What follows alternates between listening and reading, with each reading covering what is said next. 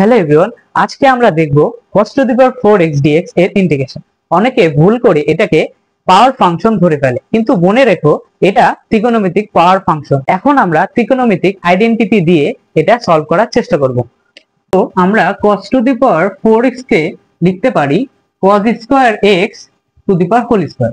এখন cos square x কে আমরা লিখতে পারি half into 1 plus cos 2x, উপরে আছে হোল স্কয়ার। এখন জাস্ট আমরা হোল স্কয়ার করে দিলে হবে 1/4 into 1 plus cos 2x whole square.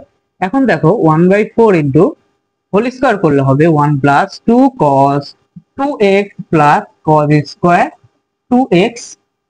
এখন দেখো 1/4 কে যদি গুণ করে দেই তাহলে হইতেছে 1/4 plus half cos 2x plus cos square 2x কে আমরা আবার লিখতে পারি হাফ, তাহলে হচ্ছে half into 1/4 into 1 plus cos 4x। কেন 4x?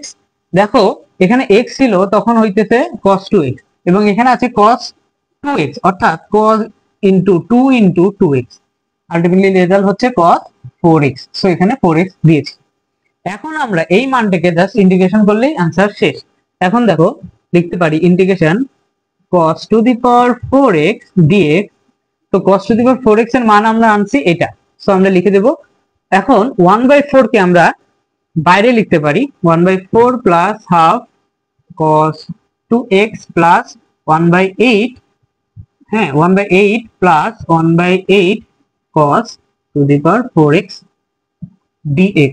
এখন জাস্ট আলাদা আলাদা করে ইন্টিগ্রেশন করলেই হয়ে যাবে। 1/4 যেহেতু কনস্ট্যান্ট বাইরে আনো তাহলে হইতেছে 1 কে ইন্টিগ্রেশন করলে হয় x প্লাস হাফ বাইরে, এবং cos 2x কে ইন্টিগ্রেশন করলে হয় sin 2x divided by 2 plus 1/8 বাইরে আসলো এবং 1 সাথে x হইলো প্লাস 1/8 বাইরে cos 4x কে ইন্টিগ্রেশন করলে হয় sin 4x divided by 4 plus c।